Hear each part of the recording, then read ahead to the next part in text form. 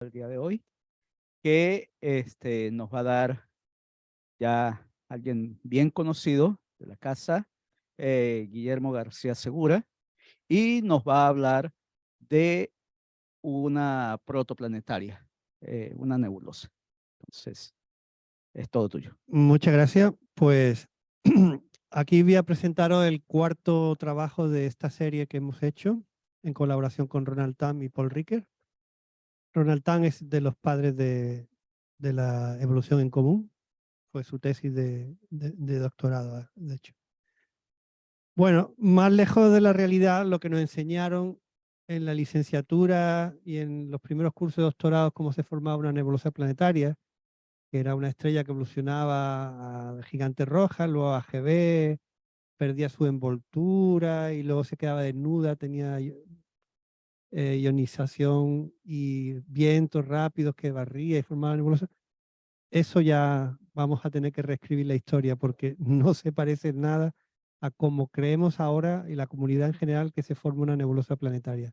Sobre todo todas las conocidas que vemos como el Hourglass Nebula, todas las famosas, el Ojo de Gato, ninguna se forma de la forma que nos enseñaron. Ninguna, o sea, ya ni forma de decir que una estrella aislada sea capaz de formar una nebulosa planetaria. Ni siquiera con la evolución estelar, porque si lo haces con una sola estrella, prácticamente cuando se formaría la nebulosa planetaria ya se ha diluido, tan grande en el medio interestelar que no se vería. Entonces, todas las que vemos brillantes y bonitas y de formas complicadas, todas las que nos formó, enseñó el HST y demás, todas han tenido que nacer posiblemente en binaria. Eso es lo que estamos viendo, pues, estamos reescribiendo la historia, no solo yo, mucha gente, ¿eh? Pero bueno. Bueno, la teoría siempre cambia, las observaciones no. Una observación es para siempre, la teoría no. Bueno, ay, se me fue. Bueno, al principio creíamos que las nebulosas bipolares, para empezar a hablar de bipolaridad, venían de estrellas rotantes, pero ya hemos visto que no. Bueno, esto lo hicimos en un trabajo y normalmente se habla de nebulosas bipolar, las bonitas que vemos en el HST y demás, fruto de un common envelope, ¿no? De una envoltura en común. De las elípticas, que son la mayoría, de hecho, en nebulosas planetarias, no se habla nunca en la literatura. Se habla, o sea, se intuye, pero nunca ha habido un estudio más, ¿cómo se dice?, exacto, ¿no? De cómo se forman. Siempre suponiendo muchas cosas. En fin, ahora vamos a ver que las dos, de hecho, pueden venir de Common Envelope. Y como dije al principio, yo creo que casi todas, pero bueno. Vamos a repasar un poco lo que es la envoltura en común, la evolución de envoltura común. Por eso estoy sentado, porque voy a usar aquí el cursor para lo del Zoom. Tenemos una gigante roja que acompaña una binaria y está rota alrededor y, bueno, las dos rotan en verdad en un eje. Y pasa primero por una fase que se llama Wind-Roche Overflow, donde está acretando mucha masa del viento y forma un disco de acreción. Luego viene una fase que se llama Roche Overflow, cuando ya el gas prácticamente en la atmósfera aquí ya no sabe a qué estrella pertenece y se va para la otra o regresa a la suya, ¿no? Ya es un problema gravitatorio.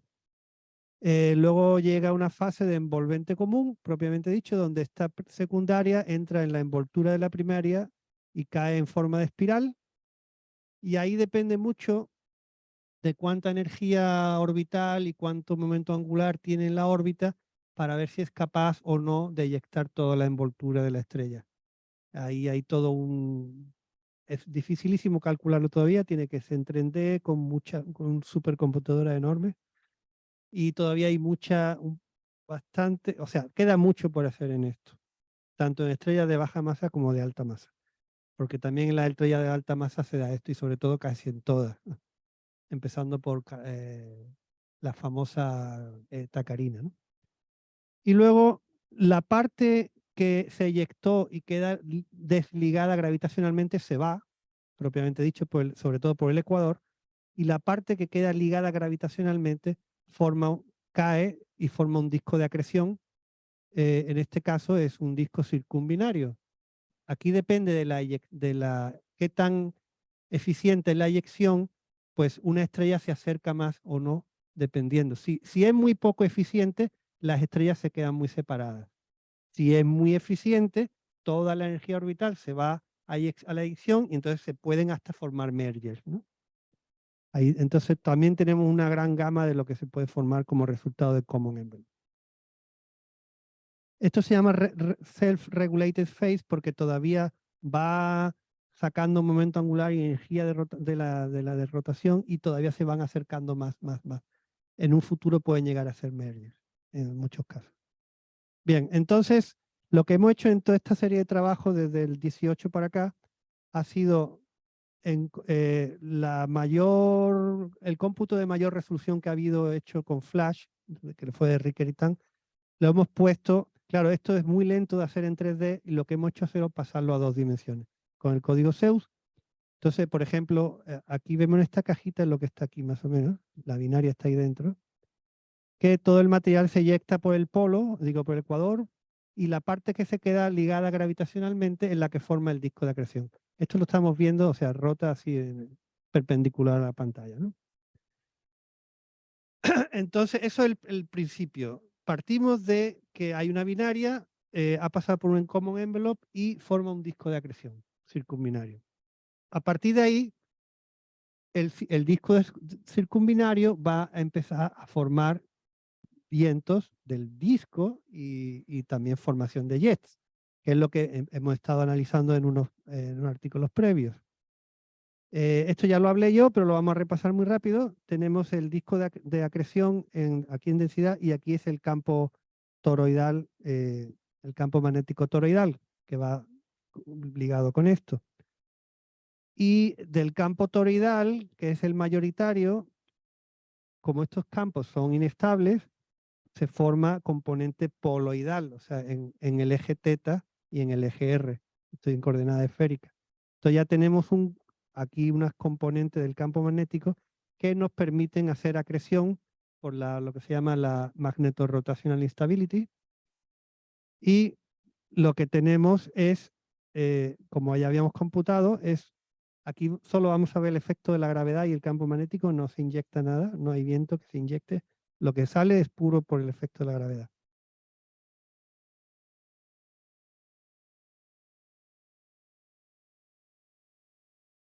¿Cómo? Perdón.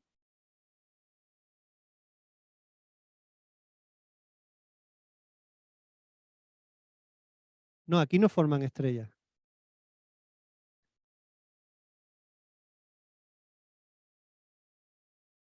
No, un disco de acreción es un disco de gas que acreta gas hacia la fuente gravitatoria, sea una estrella o dos. En el caso de formación estelar tienes un disco muy grande que puede formar una o dos estrellas o más. Y en el caso de Common Envelope, tú tienes un disco mucho más pequeño de tamaño, porque esto es una unidad astronómica prácticamente lo que tenemos aquí.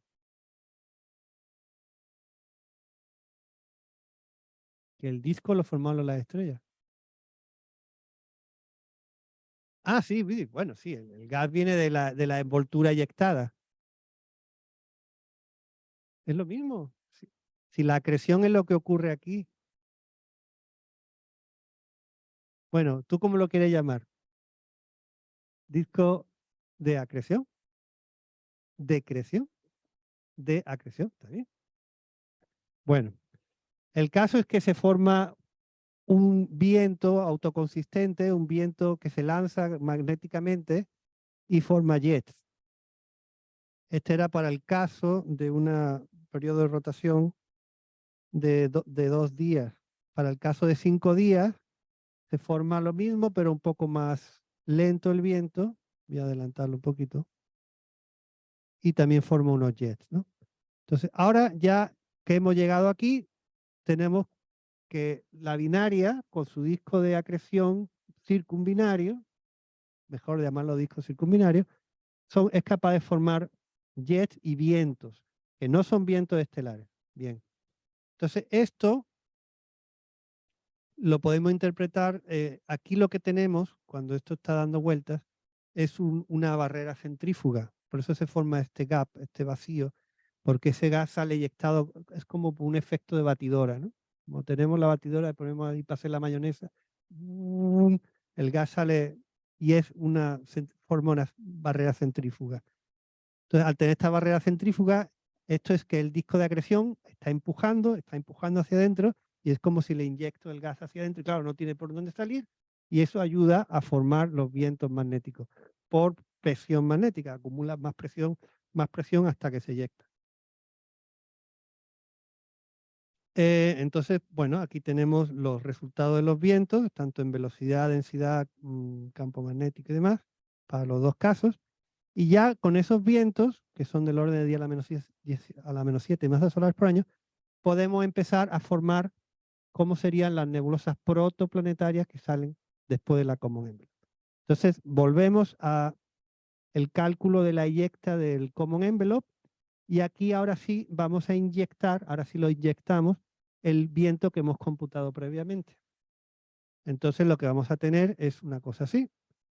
Tenemos que va saliendo ese viento que lo metemos ahí, forma una colimación muy bonita, forma unos jets y forma lo que vemos como nebulosas protoplanetarias. La mayoría de las nebulosas planetarias tienen esta forma, son muy elongadas, tienen forma de jet. También son las más espectaculares. Aquí no sé si hay un bias observacional, porque también las propuestas se hacen a las más espectaculares. Como te dan tiempo con el HST, todas esas cosas, y no te vaya a la aburrida, ¿no? También se van uno a las más bonitas, ¿no? Entonces casi todas son así. Bueno, el caso es que te dan nos dio muy buen acierto con las nebulosas que se observan. Por ejemplo, W43A es una water fountain, esto está visto con ALMA. Estos son a los 60 años, tiene 60 años la nebulosa más o menos. 60 años, acaba de nacer, y se ve perfectamente el jet en CO, mira qué bonito. Todo esto es CO.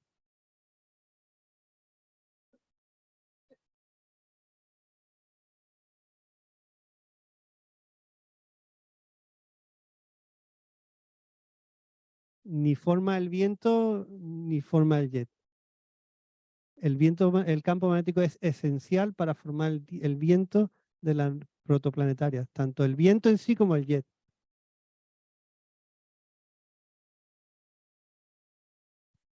Viene originalmente de la eyección de la envoltura, o sea, era el estelar que luego lo pasas a un disco, y el propio disco, aparte de lo que se ha acumulado, también va a tener un dinamo. Que si el campo magnético es del disco o es de la estrella.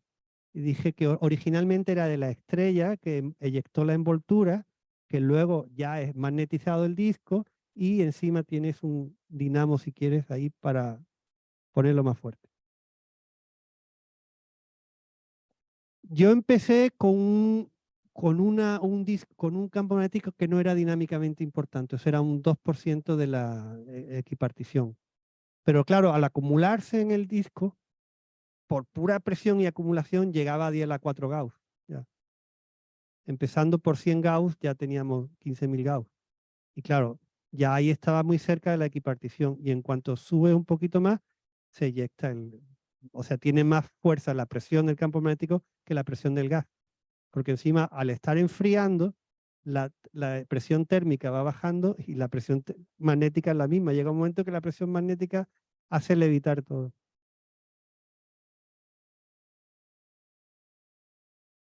¿Cuáles son las densidades?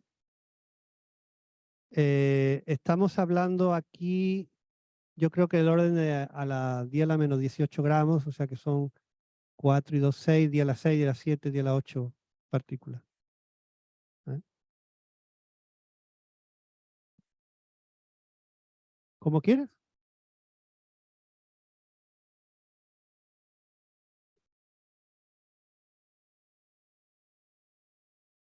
Sí.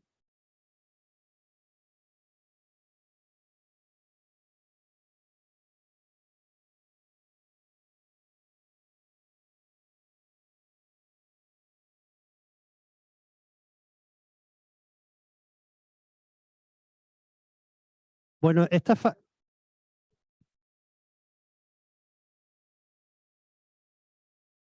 bueno, a ver, el problema de las Common Envelope es que es muy difícil observarlo. Primero, no se ha observado ninguna. Vemos el resultado. En el proceso no se ve. Y tendríamos que ir a cosas como ALMA. Aquí estamos hablando de 1500 unidades astronómicas. O sea, aquí no vemos el disco. Está ahí metido en este punto amarillo. Luego, las resoluciones son para el futuro. Vamos a dejarlo así, ¿no? A lo mejor, igual que lo están haciendo con los agujeros negros ahora, a lo mejor en el futuro se puede hacer ver un disco de circunbinario de estos objetos, ¿no? Ah, sí, en mi modelo, sí, En claro. tus modelos hay este campo magnético Sí, claro. donde desaparece o se esconde cuando sale de como un envelope. Y No, nunca se esconde. Ahí siempre, el campo magnético siempre está ahí. por eso digo, cuando observamos los post-common envelope binaries, no encontramos casi ninguna. Ah, las estrellas, dice, luego en el futuro. Sí, No, porque las estrellas son enanas blancas o lo que sea, que ya no tienen el campo magnético que tenía que tener el disco. Es que el disco tiene un dinamo muy fuerte también. Y aparte que el disco desaparece con el tiempo. Y ya que se quedan desnudas las dos estrellas, ya no tienen nada. y es cierto. Y después algunos de ellos, una fracción que convierte a variables cataclísmicas, tienen enanas blancas con fuertes campos magnéticos. Bueno, Y sí. no sabemos de dónde viene este campo. Posiblemente sea también o de un merger que se ha metido y ha formado un dinamo en el núcleo. Se estima que también las de alto, o sea, que puede haber magnetización muy alta de la enana blanca por un proceso de acreción de otra estrella. Bueno, total. Tenemos aquí dos casos que francamente fueron muy buenos, exitosos, reproduciendo los objetos. Esta es la nebulosa de la calabaza. Aquí ya son 900 años, no 60. Hasta produce estas cosas que le llaman los fishbowl y demás. Bueno, entonces ya tenemos de estos primeros estudios un montón de, aquí tengo 16 nebulosas protoplanetarias calculadas de esta forma. Ahora, ¿qué sigue? Sigue ver cómo evoluciona a nebulosa planetaria, porque estos son solo 1000 años. Hasta aquí lo que tenemos son 1000 años de la evolución. Y ahora, claro, la estrella central, ahora sí se ha quedado desnuda, ahora sí va a tener fotonización y va a empezar a tener lo que nos enseñaron en la escuela de los vientos rápidos de, digamos, la proto-enana blanca, ¿no? Entonces lo que hacemos ahora es que esto está, ¿cómo quito esto de aquí? No se puede. Bueno, no se puede quitar la cosita esa de, sí, ahora. Lo que tenemos que tener ahora es modelos de vientos de estrellas centrales nebulosas planetarias, que estos son, por ejemplo, los que hizo Eva Villaver en su tesis, de modelo de Basiliades y Good. Y en mi caso, vamos a computar ahora 10.000 años de la evolución de la planetaria para dos casos, de 2,5 masas solares en secuencia principal y una masa solar, que las masas finales serán de 0,677 y 0,5 masas solares. Bien, aquí vemos ahora. ¿Por qué pongo estas dos masas? Porque una va a representar la población de nebulosas planetarias de mayor masa y la otra la nebulosa de menor masa. Vemos, por ejemplo, que la de 2,5 masas solares, aquí está, esta es los fotones ionizantes, cae muy rápidamente a los 3000 años. 3000 años, aquí está. ¿Qué quiere decir esto? Perdón. Que ha entrado en lo que se llama el cooling track, en el diagrama HR se va a la izquierda y luego se va hacia enana blanca. Y ahí empieza a perder luminosidad, pierde fotón ionizante, pierde energía de viento, etc. Rápidamente va a enfriamiento. La de 5 masas solares no pasa ni de 100 años que se va al cooling track. La de 3,5 se va en 1000 y pico años. O sea, depende mucho de la masa inicial. La de una masa solar, aquí ni siquiera a los 10.000 años ha llegado al pico, que son 26.000 años. Y si lo vemos, la energía cinética del viento, aquí tenemos la de 2,5, entre 1000, esto está en logarítmico, entre 1000 años se nos va prácticamente a hacer la energía cinética, mientras que la de una masa solar apenas a los 10.000 años empieza a formar el viento, en día a la 4.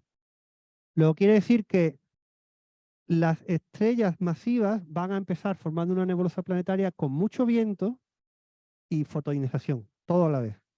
Mientras que las de baja masa, como el Sol, solo prácticamente va a tener fotonización, o sea, lo que vamos a ver es una región H2, porque el viento empieza mucho más tarde.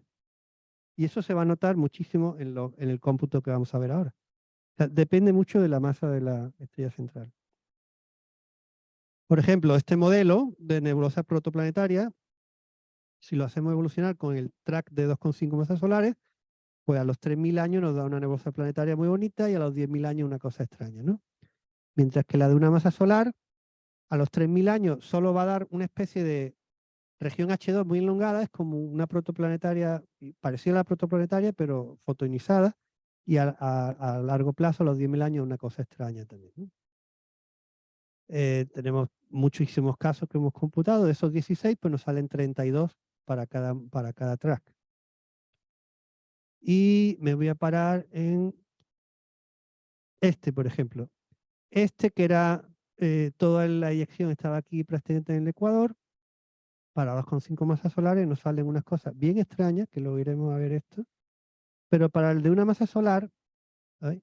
Nos salen, muy rápido, que lo que produce es una fragmentación muy grande, solo prácticamente por fotoionización del Ecuador, ¿no?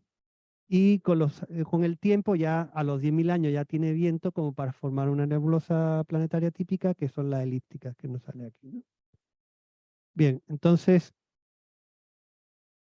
aquí tenemos toda la gama de modelos, empezando por los mismos, ¿eh? O sea, empezando de aquí, de todos estos, de estos 16, nos vamos aquí, a los dos tracks. Uno para un track de 2,5 masas solares y el otro para una masa solar. Vemos que esto es a los 3.000 años, no se ve arriba, pero ahí pone 3.000 años. Tenemos nebulosas bipolares y luego aquí unas nebulosas extrañas que veremos a ver qué son estas cosas. Y luego para una masa solar tenemos nebulosas altamente bipolares o muy elongadas. Y luego tenemos todas estas que se rompen en el ecuador, que forman como cometas. Y cuando nos vamos a 10.000 años, pues aquí tenemos las bipolares un poco más infladas, por así decirlo. Y en una masa solar tenemos todas las típicas elípticas que se observan. Por ejemplo, Guille, sí, y para como esta. y la tasa de pérdida de masa de los vientos, ¿eso lo varías o lo Sí. dejas fijo dependiendo la masa? No, dependiendo de la masa, eso varía en función del tiempo. Ok. Aquí tenemos las típicas elípticas que se observan. Bueno, no, el caso es que esto varía con el tiempo, o sea, va cambiando el radio, va cambiando la temperatura, pues el line driven wind va cambiando de pérdida de masa, de velocidad de viento, etcétera. Entonces, cambia en función del diagrama HR. ¿Qué tasa más o menos es el rango de variación? Pues saliendo del AGB, más o menos estas estrellas tienen una pérdida de masa de 10 a la menos 8 masas solares y cae rápidamente a 10 a la 9, 10 a la menos 10, 10 a la menos 11 y a menos 12. Y los vientos van desde cientos de kilómetros por segundo hasta 15.000, 10.000, etcétera. Ya a condiciones de enana blanca, ¿no? Entonces vamos a ver este efecto, el de una masa solar, que la fragmentación prácticamente es por fotoionización. Prácticamente el viento no ha entrado en juego todavía. Entonces vemos que este tipo de nebulosa, que le llaman la nebulosa del collar de perla, el Necklace Nebula, que es un anillo completamente roto, y aquí tiene unas cosas raras, pues empieza a aparecer, porque además han salido varias de estas, que tenemos aquí estos tipos de cometas. También ocurre en 1987A, la nebulosa, la supernova de la nube de Magallanes, tiene este efecto de necklace. Y aquí tenemos estas bolitas que salen por aquí que pueden ser asociadas con esto, ¿no? Esto está visto desde 45 grados, 30 grados más o menos. El esquimo está vista desde arriba. Entonces lo que estamos viendo es el ecuador fragmentado y la nebulosa que se está formando aquí vista desde arriba. Estos son parsecs, sí. Pero un parsec. Es la típica tamaño de una nebulosa planetaria, el radio de un punto a un parsec. Ahora bien, para los de 2,5 masas solares, vimos que el viento empezaba muy fuerte, a la vez que la fotonización. Entonces, la fragmentación de la nebulosa es totalmente diferente. Aquí se empieza a ver que forma el viento ya una nebulosa planetaria propiamente dicha, pero el ecuador se va rompiendo por el efecto de la fotonización, pero a la vez el gas caliente chocado entra y empuja esa fragmentación hacia el polo. y lo que nos produce es un montón de pequeños clamps y grumos que no se observaban en las de baja masa. Y si nos fijamos, las bipolares masivas, como son estas, Hubble 5, NGC 6302, nos fijamos que tienen muchos grumos que no habíamos podido entender antes cómo se formaban y ahora lo vemos claramente. Lo que estamos es rompiendo el ecuador y ayudando con el viento caliente a echar esos grumos hacia el polo. Entonces, claro, tenemos todo lleno de grumos por aquí, que te digo, antes no se podían observar, explicar, perdón. Y, por ejemplo, aquí tenemos NG 2040 con estos anillos y estos tipos de cometas por aquí también. Vamos, el acuerdo es bastante bueno. O sea, aquí vemos que sí importa la masa de la estrella progenitora, dependiendo de la masa, cómo se va a dar la fragmentación de la nebulosa. Dime, dime.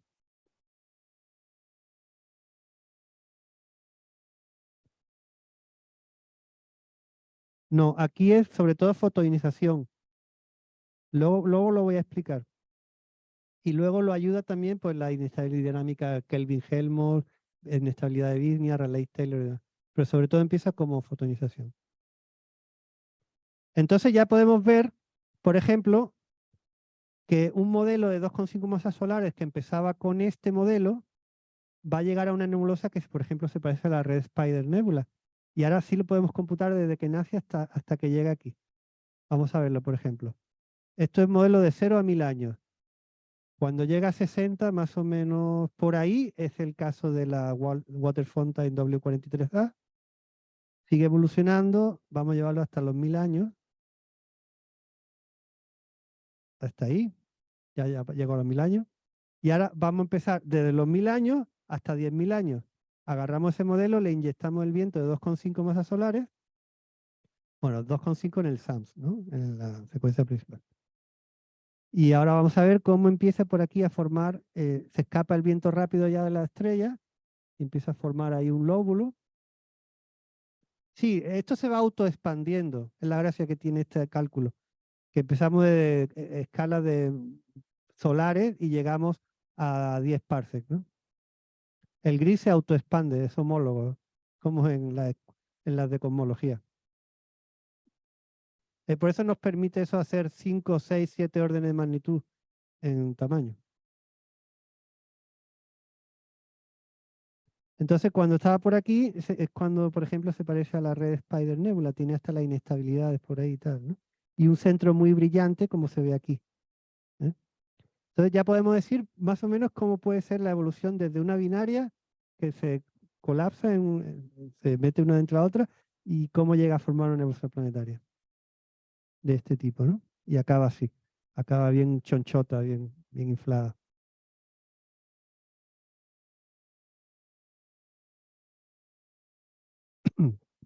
Nebulosas planetarias, cuando ves diferentes elementos, tienen diferente estructura.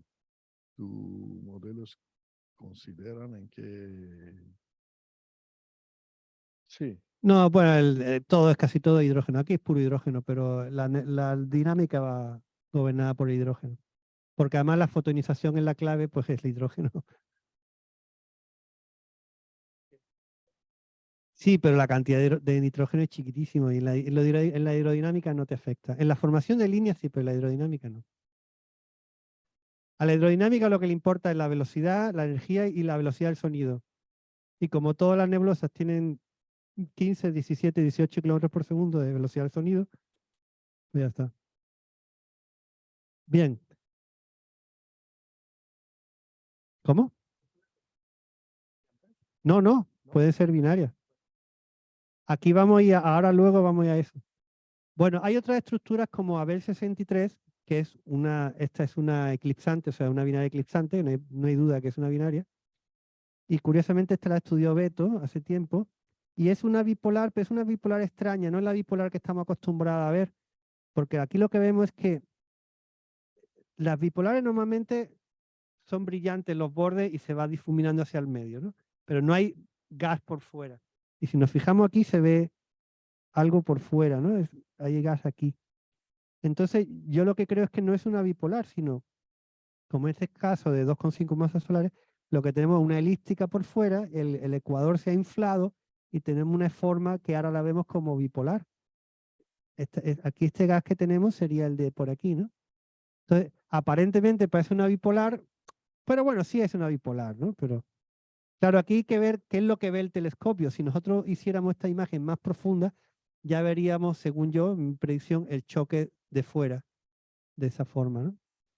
Bueno, eso es un caso especial. El caso es que, bueno, conclusiones de esta primera parte. Tenemos que las nebulosas que son protoplanetarias de cintura estrecha y muy bipolares resultan en nebulosas bipolares, como ya se predecía, pero nadie lo había computado, ¿vale? Esta es la primera vez.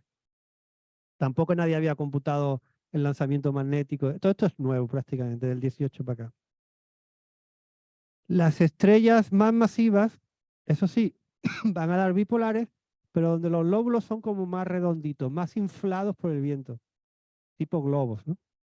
Mientras que las de baja masa van a dar formas bipolares, pero muy puntiagudas, muy parecidas a las protoplanetarias, casi con forma de jet, ¿no? Otro resultado que sale interesante de aquí es que las bipolares, en general, las nebulosas planetarias, antiguamente se creían que eran todas de tipo 1 y las de tipo 2 no. Aquí vemos que para el caso de Common Envelope, las bipolares pueden ser de tipo 1 o tipo 2 Painberg. Ahí sí entra la abundancia. Porque la de tipo 1 son más abundantes en nitrógeno, oxígeno, todo lo del CNO. Luego se sospecha que son estrellas masivas. Mientras que la de tipo 2 no son estrellas masivas. ¿Qué quiere decir? Que la binaria era masiva o la binaria no es masiva. No quiere decir que no sea binaria. Siempre nos vamos a binaria, al fin y al cabo. Y el resto de las formas evolucionan elípticas. Como hemos visto, nos sale muy parecida a la estadística que hay hoy en día hecha con Gaia, donde el 22% de las nebulosas planetarias de toda la galaxia son bipolares, mientras que el 40% son elípticas. El resto son o irregulares o esféricas o lo que sea. ¿Vale? Es parte efecto de edad y parte efecto de la masa. Hemos visto que la fragmentación de las nebulosas tiene una dependencia muy grande con la estrella central. Y luego también hemos visto, porque esto se especulaba sobre los jets que se ven en nebulosas planetarias, si eran activos, por así decirlo, o no. Y aquí lo que vemos es que los jets son activos solamente en la fase de protoplanetaria. Una vez que ya maduran y se van a nebulosas planetarias, son remanentes de jets, como lo que llaman flyers o unsigned. Bueno, y ya con esto, ¿qué sigue? Bueno, el capítulo 5 que estoy ya trabajando un poco es en qué podemos aplicar. Ya hemos visto desde una binaria llega a una nebulosa planetaria. Bueno, ¿y qué es importante en la astrofísica que podamos seguir? Pues está el caso de las supernovas tipo 1A. ¿Por qué? Porque ya sabíamos que una enana blanca que acreta gas de viento o lo que sea, pega el pelotazo y se forma una supernova tipo 1A. Lo que hemos aprendido de unos años para acá es que también el modelo de subchandrasekhar, o sea, dos enanas blancas que fusionan, también pueden dar una supernova tipo 1A. Claro, ¿qué pasa? Que las que son muy poco efectivas en el Common Envelope, en la eyección, se quedan muy separadas. Y esas ni en el Hubble Time van a formar una supernova tipo 1A. Pero las que son muy las que eyectan toda la envoltura y se quedan muy cerquita, esas sí, en cuestión de 10.000 años por ahí, sí van a poder formar una supernova tipo 1A, que son las interesantes, ¿no? En este caso. Entonces yo he empezado a hacer un primer experimento, me agarro uno de las nebulosas planetarias a los 10.000 años y le meto aquí dentro el bombazo. Ya a los 10.000 años supongo que las dos enanas blancas se han juntado y han hecho la supernova. Entonces lo que vemos es el remanente supernova expandiéndose, o sea, la eyecta expandiéndose dentro de la nebulosa planetaria. Y vamos a ver que esto llega hasta aquí. Lo voy a parar, esta película la voy a parar a los 450 años. ¿Por qué? Porque es precisamente la edad que tiene Tycho y se va apareciendo bastante. Aquí vemos cómo estos dedos, por así decirlo, se van pareciendo bastante. Además, el choque de fuera de la remanente supernova no es liso, como en muchos modelos, sino que se ve sobrepasado, perdón, se ve sobrepasado por estos fingers, estos dedos, y nos está diciendo que a lo mejor es precisamente por el efecto de estos clamps que teníamos aquí, estos cometas en la nebulosa planetaria, son los responsables de formar que se meta la eyecta por ahí. O sea, no es solo una inestabilidad de Rayleigh-Taylor, es que también la estructura de la nebulosa planetaria canaliza el gas y forma esos. Luego está interesante porque a lo mejor podemos discernir de remanentes supernovas que se forman de una estrella o de una nebulosa planetaria, ¿no? En fin, a ver qué dice el futuro, ¿no? Y ahora sí, la otra parte de la plática vamos a hablar de este caso especial, que era la nebulosa del Anillo del Sur, que la observó el James Webb Telescope. Y cuando salió el press release, todos los de nebulosa planetaria nos cabreamos mucho porque dijeron, se ve aquí está aquí, apenas se ve. Espérate. Se ve una estrella binaria y dijeron, pues eso explica que ya la forma elongada y no sé qué tal. Y todo, no, espérate. Si la estás viendo es que están muy lejos, están separadas y esas no entran en common envelope. Luego algo más está pasando aquí. Y encima se veían estos anillos concéntricos y una estructura muy rara en hidrógeno molecular. Fijaros qué espectacular. Estas cosas que la llamamos como espinas de un erizo de mar, ¿no? Parecen espinas, salen así. Sí, esto es sobre todo en las bandas moleculares del hidrógeno. Entonces nos pusimos a la tarea, Úrsula de Marco más bien nos puso a la tarea a 69 investigadores en plenas vacaciones de julio a hacer esto. Sí, estuvo muy divertido porque ha sido una colaboración, no es como las de LIGO ni de más, que tienen muchos autores y cada uno hace una parte. No, esto fue divertidísimo, fueran una reunión de Zoom, otra reunión de Zoom, otra reunión de Zoom, Slack, ¿verdad? Todos trabajando en línea, todos aportando ideas. Estuvo genial, la verdad que era como un working workshop de 2 o 3 semanas, súper intensa. Bueno, aquí os enseño, todo esto es material molecular, parece un arrecife coral, el agua y los corales. Es una preciosidad, el grado o sea, la resolución que tiene, aquí lo ves, el web en hidrógeno molecular, que no es, impensable en otros estudios. Esto es lo que ve el HST, que es en la parte ionizada, y estos son los filtros que ven el web en la parte ionizada, ¿no? En braquealma, Paschen alfa, etcétera, azufre 3. Se parecen bastante, obviamente, la parte ionizada. Pero bien, lo que vemos aquí, esto es lo que nos llamó la atención en el press release, que se ven las 2 estrellas. Esta es la brillante, en la A25, y esta es la secundaria.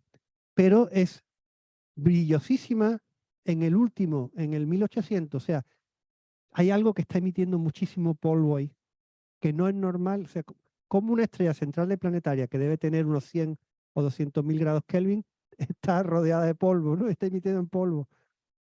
Entonces, claro, dijimos, no, esto hay que estudiarlo. Esto no se puede quedar así como un pre-release así medio tonto, ¿no? Entonces ya vimos que la estrella más brillante, que es la que se ve, es una 2.5 que tiene bastante precisión en la masa que tiene, 2.4 masas solares. Y está a 1.300 unidades astronómicas usando perdón, la distancia de Gaia. Bastante precisa. Entonces ya aquí tenemos acotado que la estrella secundaria, que era la brillante en infrarrojo, por lo menos tiene que ser mayor de 2.4 masas solares, obviamente porque ha evolucionado antes. Y con oxígeno y demás, la abundancia de Leticia Stangelini y demás, dieron con la precisión más exacta que había hasta ahora, 2.86 masas solares en secuencia principal. Bien, eso es por razones del hot bottom burn y cosas de esas. Pero ahora bien, ya teníamos 2 estrellas, las 2 que se ven. Pero estas estructuras que se ven aquí, si sabemos que los vientos de AGB son de 15 a 25 kilómetros por segundo, nos da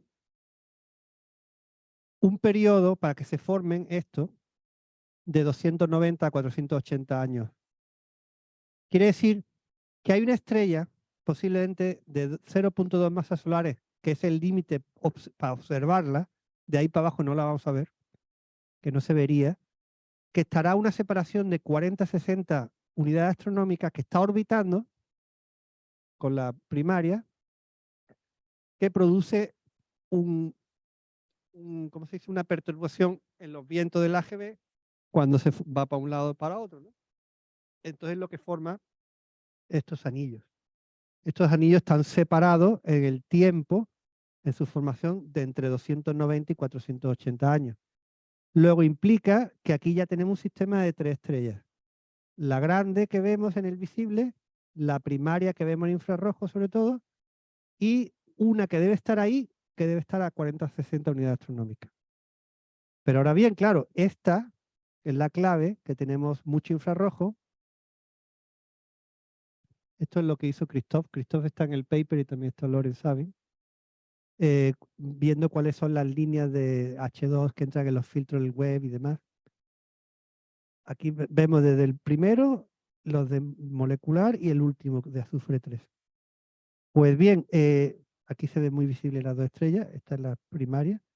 Lo que vemos es que cuanto más al infrarrojo te vas, más brillante es, y de hecho es mayor que la PCF. Luego, lo que estamos viendo es verdad un disco, una envoltura grande de polvo, pero por la orientación de la nebulosa la estamos viendo desde el ecuador, ¿no? Todo lo que estamos viendo es el disco de circunbinario, pero visto desde un lado. Muy brillante. Entonces, si se ha formado esto, es que sí ha pasado por un common envelope. ¿Me explico? Sí. Entonces ya tenemos 4 estrellas. 2 que forman el common envelope, la tercera que forman los anillos concéntricos y la cuarta que es la visible. Para quien decía que no era fácil encontrar sistemas de múltiples estrellas. A mí me tocó hacer la parte de simulación hidrodinámica. Hice, por ejemplo, para ver cómo se formaban todos los grumos de hidrógeno molecular. Y aparte, estas rayas que se ven, que es lo que le llamamos las espinas, es un efecto de pura fotoionización y iluminación. Ahora voy a ver por qué. Acordamos también que, por ejemplo, para estos casos, si la nebulosa planetaria, estamos en el rango de estas masas más o menos, tiene mucha fotoionización, no se va a ver esta estructura, pero cuando entra en el cooling track, de pronto los fotones bajan, y una nebulosa que era ópticamente delgada empieza a ser ópticamente gruesa en los grumos. O sea, los grumos van a atrapar el frente de ionización. Y aquí lo vemos, a lo que debería ser más o menos la nebulosa en este estado.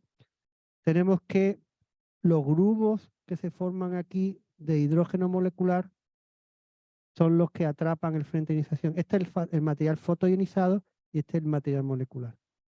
Los grumos atrapan el frente de ionización y lo que ocurre detrás es una sombra que, claro, como el viento de AGB es muy denso, todo se recombina a una velocidad brutal. O sea, en pocos años de pasar de un hidrógeno fotonizado puedes pasar rápidamente a hidrógeno molecular, ¿verdad? Entonces, esto es la situación que tenemos, que es cómo se forman los grumos también en las nebulosas planetarias. Tenemos que el frente de ionización se atrapa aquí. Y de pasar de 10.000 Kelvin, ahora de pronto tenemos 100 Kelvin. ¿Qué pasa? Pues claro, si la presión del gas es NKT, aquí eran dobles partículas que aquí, ya tenemos un factor 2, y aquí es un factor de 10 a la 2. Luego tenemos 200 veces menos presión aquí dentro que aquí fuera. Al tener 200 menos presión, el gas de toda la región H2 que está envolviendo colapsa y forma como unas colas cometarias. Pero ahora bien, acordaros que esto, el frente de ionización, es de 913 Astron para abajo. De 913 Astron para arriba, el ultravioleta es ópticamente delgado, porque el hidrógeno neutro prácticamente, acordaros en la gráfica 1 del Osterbrock, la sección eficaz de absorción del hidrógeno neutro, es prácticamente cero de 913 Astron para arriba y tenemos la gráfica de absorción de 913 PAD. Entonces, la radiación ultravioleta mayor de 913 pasa como Pedro por su casa, que es la que produce la fluorescencia del hidrógeno molecular. O sea, los fotones ionizantes o la carencia de fotones ionizantes forman la estructura de gas y forman hidrógeno molecular. Y ahora la iluminada con ultravioleta que no ionizante es la que nos permite ver con el web en los filtros de infrarrojo. ¿Sí? Claro, en emisión. Y esto es lo que apareció en el Nature. El Nature fue la portada y fueron 69 autores de marco, porque querían ponerlo en orden alfabético y todo el mundo, no. Úrsula tiene que ser la primera. Ahora sí, de Úrsula para abajo si quieren en orden alfabético, ¿no? Porque ella fue muy luchadora, estuvo, vamos, sacó a todo el mundo de la cama prácticamente, ¿verdad? Además era ahora Australia. Total, que eso es lo que hemos... Aquí están los 4 artículos de Nebulosa Planetaria y el otro era el de Nature. Bueno, pues ahora sí, si queréis más preguntas.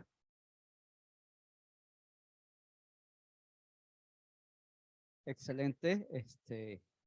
Bueno, tenemos ya la primera pregunta por acá. Primero un comentario. Un investigador tomó una foto de chorizo y enseñó como una estrella y siempre se puede encontrar algo que parece a algo. A ver, repite, perdón. Tomaron una foto de chorizo así. Ah, sí. Que parecía, sí. Sí. No, me gustó que mencionaste la tercera estrella ahí en ese sistema, porque ahora es de moda hablar de binarias, pero parece que no necesariamente son binarias, puede ser triples o más. Y cada vez se sospecha que es muy fácil tener... Una vez que tienes 2, es muy fácil tener 3, 4 y 5. Sí, de hecho, a eso llevo. Ahora nosotros, Sergey, yo y Carlos, que estaba de postdoc aquí, estamos investigando varias cataclísmicas y resulta que muchos de ellos tienen una estrella o planeta que está en órbita circumbinaria. Claro que tus modelos no se dedican a eso, pero me gustaría preguntar, ¿cuál es la chance de formar esos planetas de estos discos protoplanetarios? O, pues como mayoría de tus estrellas son de una masa solar, deberían de tener planetas ya antes. ¿Qué pasa con esos planetas cuando entran a Common Envelope y hacen todo este circo? También puede ser como envelope en gigantes rojas, no solo en AGB. ¿eh? Bueno, los planetas, si les cae en la órbita, obviamente se los come. Eso está claro. Ahora, la formación de planetas depende mucho de la temperatura del disco. El gas está ahí, son masas solares los que tenemos en el disco circumbinario. Y si lo enfrías, sí podrías formar planetas, claro que sí, y rapidísimo. El problema es que las temperaturas son altas y los campos magnéticos son muy altos. Entonces, los criterios de Jeans a lo mejor no se dan para formar. O sea, no llega a ser autogravitante. ¿Mm? Y además que luego lo vamos a bombardear con radiación ionizante de la estrella central, que lo va a hacer disipar. Lo va a hacer muy difícil. A lo mejor se pueden formar, quién sabe. Tendría que ser muy masivo y que se quede muy opaca la región fotoionizante. Y tendría que durar mucho tiempo también.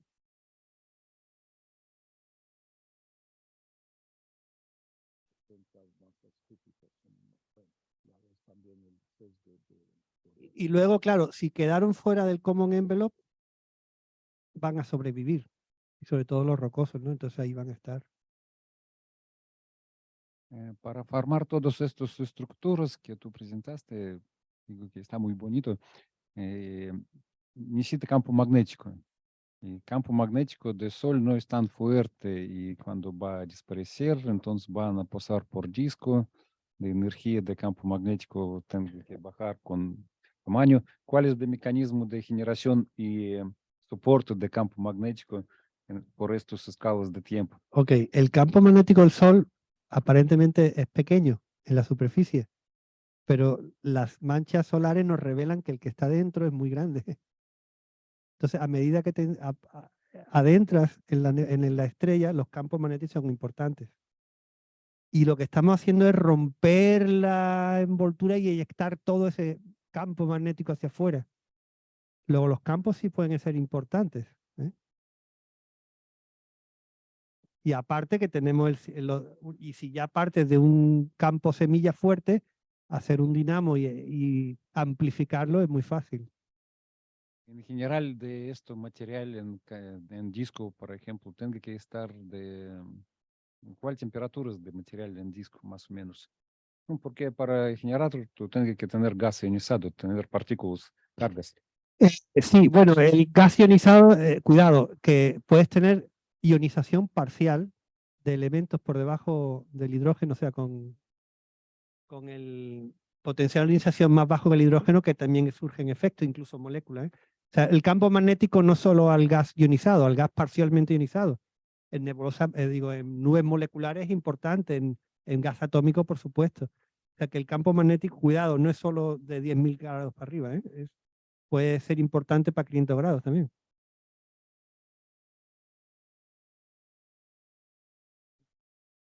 Claro, que empiezan otros problemas de física, como son la ambipolar diffusion y cosas así, ¿no? Que si entre neutro o ionizado, ¿no? Empiezan problemas, ¿no? En el caso terrestre es obvio, nuestra atmósfera a nivel terrestre es neutra y los campos magnéticos aquí no hacen nada. Pero si te vas a 80, 100 kilómetros, ahí el campo magnético empieza a ser importante, porque ya el gas se va ionizando. En estos Blue Jet, Red Sprite y todas estas cosas que aparecen en la alta estratosfera, el campo magnético sí va a hacer algún efecto, claro que sí. Realmente un comentario para responder un poquito a lo que decía Gakik al principio sobre las observaciones, porque eso sí es importante, porque está bien de tener los modelos que nos muestran justamente la importancia del campo magnético, porque en el campo de nebulosas planetarias hace mucho pues se descartaba básicamente el campo magnético como un agente viable para justamente hacer dar la morfología. Entonces ya que tenemos los modelos, pues ahora vienen las observaciones. Y sí hay algunas observaciones de campos magnéticos en estrellas, en nebulosas planetarias, pero eso sería un campo magnético, digamos, residual, es decir, el que ya se eyectó, pero también ya hay muchos datos, bueno, muchos, no tanto, de hecho, en protoplanetarias. Entonces ya sabemos que hay campos magnéticos polares, toroidales alrededor de esos objetos. Lo único que nos falta es la resolución, porque realmente necesitamos ir lo más cerca de del motor. Y ahí, por ejemplo, hasta ALMA se queda corto, se queda bien corto. Entonces, instrumentos como el Next Generation VLA, eso sí podrían ser algo interesante. Podrían ser, Acuérdate que los astrónomos siempre queremos más. y solamente para avisarte que mientras estabas dando la plática, pues ya nos mandaron los datos para hacer esto Bien, de observación. Sí. muy bien. ¿Alguien más acá en la sala tiene alguna pregunta? Profe Michael Richer. Voy para allá. Mientras tanto, si hay alguien en Zoom que tenga preguntas, puede levantar su mano y ya le daré la palabra. Guille, has enfocado mucho en los jets en la fase protoplanetaria, pero hay todavía muchas observaciones de nebulosas planetarias con jets. Entonces, esto se debe a diferentes definiciones de qué es proto y nebulosa planetaria, o es a un ingrediente que todavía no hay. Mi interpretación es que los jets que vemos en nebulosas planetarias son los remanentes de los de las protoplanetarias. O sea, lo que sigue eyectándose para afuera. Pero ya no son jets activos, o sea, no se están formando con un disco de acreción. Porque además nunca lo vemos. Nunca vemos el jet llegar hasta la estrella central. Lo vemos siempre más afuera, en nebulosas planetarias. Solo en el caso de la W43A que se ve el perfectamente el jet hasta la estrella central en CO. Y creo que el caso de otra, de Genais 290, algo así, que también se ve un jet muy bonito colimado, son los únicos dos casos que se ve llegar hasta la estrella central. Todos los demás siempre se ven más afuera ya. Es que necesitamos que ALMA, o sea, necesitamos 10 años más de ALMA para descubrir muchas más fuentes que están recién nacidas, ¿no? Hay muchas protoplanetarias que no se han observado y sobre todo, claro, cuando son las más bonitas y más grandes espectaculares se observan, pero cuando a lo mejor no es que es una estrella que tiene exceso de infrarrojo y claro, pero cuando la observas con ALMA, digo, ¡ay, lo que sale aquí! ¿No? Que hay muchas que todavía no se han observado.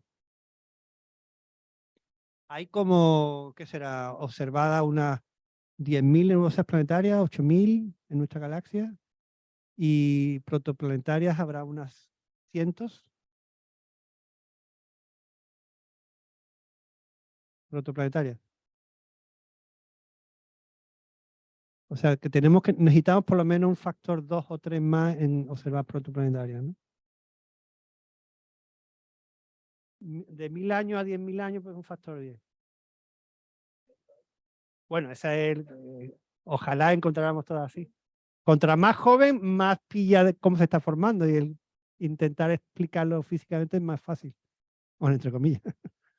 Bien, aquí el profe Mauricio.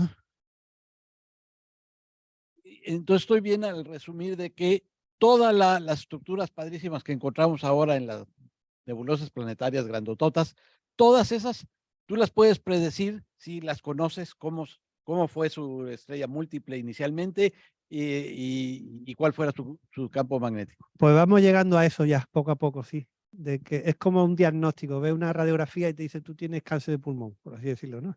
O lo que quieras. Entonces, sí, ves una imagen y ya estamos llegando a decir, bueno, esta tiene que tener 1, 2, 3 estrellas, a pasar por un común émbolo, etcétera, etcétera, lo que sea, ¿no? Sí, ya estamos llegando a eso, yo creo ya. Bien. ¿Alguien más tiene preguntas, comentarios? En Zoom también, no veo ninguna mano levantada. ¿Otro más? Profe Sergey. Comentario nada más sobre esto JET, porque está bastante interesante que JET existe por diferentes escalas, desde estos núcleos de galaxias activos, de low mass and high mass X-ray binary, en caso de más probablemente que el objeto central es un hoyo negro. Pero y también existen estos de T-Tauri y de nebulosas planetarias que tienen densidades mucho más bajos en caso de sus discos de acreción. Y no existen sistemas como de estrellas cataclísmicas y dos de estos AM7s, cual tienen discos de acreción también bastante con muy buena tasa de acreción, pero por una razón no forman de discos de jets. Es algo interesante. En caso de campo magnético, por ejemplo, seguramente sabemos que hay campo magnético en estos discos. Tiene que estar porque enanos blancos tienen campo magnético y algunos de ellos campo magnético tan fuerte que puede romper el disco. Es algo extraño, claro. Mira, en el caso de los jets, yo los califico en de baja temperatura y alta temperatura. Cuando tienes baja temperatura, como es en formación estelar o en protoplanetarias, el jet puede ser molecular. Entonces se ve muy bien, se ve en alta densidad, lo vemos con ALMA, etcétera, ¿no? Cuando te vas a cataclísmica, la fotoionización es enorme, la temperatura es enorme. Luego no son tan visibles, son algo menos estrujado, por así decirlo. Es que la presión del gas también tiene que ver con la visibilidad. Si tú tienes algo muy denso y muy finito, lo ves. Si tienes algo choncho y gordo, no lo ves tan fácilmente. Entonces en cataclísmica a lo mejor sí tiene vientos magnetizados yendo hacia arriba, hacia abajo, etcétera. El ejemplo más claro es ¿cómo se llama esta que se acaba de ver en rayos X? No es una cataclísmica, es una... Sí, pero ¿cómo se llama este tipo de...? No, pero simbiótica, una simbiótica. También se ven los jets, pero se ven en rayo X, ¿no? Son muy calientes y no se ven tan bien en el óptico. O sea que depende mucho de la temperatura y de la densidad del gas. En radiogalaxias se ve en radiación sincrotrón, sobre todo en radioastronomía, ¿no? Pero no lo ves no tan fácil en el visible, ¿no? O sea, es que depende mucho de la temperatura. En principio, el modelo que eyecta el gas, de que lanza el gas, es lo mismo. Prácticamente es todo presión magnética en todo. Pero claro, el gas puede estar muy altamente ionizado, molecular, etc. ¿no? Y en el caso de la cataclísmica, a veces el campo magnético de la estrella enana blanca es tan grande que trunca el disco de acreción. Entonces no dejas que el disco de acreción se acerque lo suficiente a la estrella como para lanzar un jet. Se queda muy lejos. Depende de la intensidad del campo magnético estelar. Sí. Pero en principio el lanzamiento, tanto el de las AGN como de protoplanetaria, es parecido. ¿Alguien más? Si no, nuevamente le damos un fuerte aplauso al profesor Guillermo. Muy interesante plática. Maravillado con las simulaciones y pues bueno, hasta aquí cerramos nuestro coloquio y nos veremos en la próxima edición. Muchas gracias.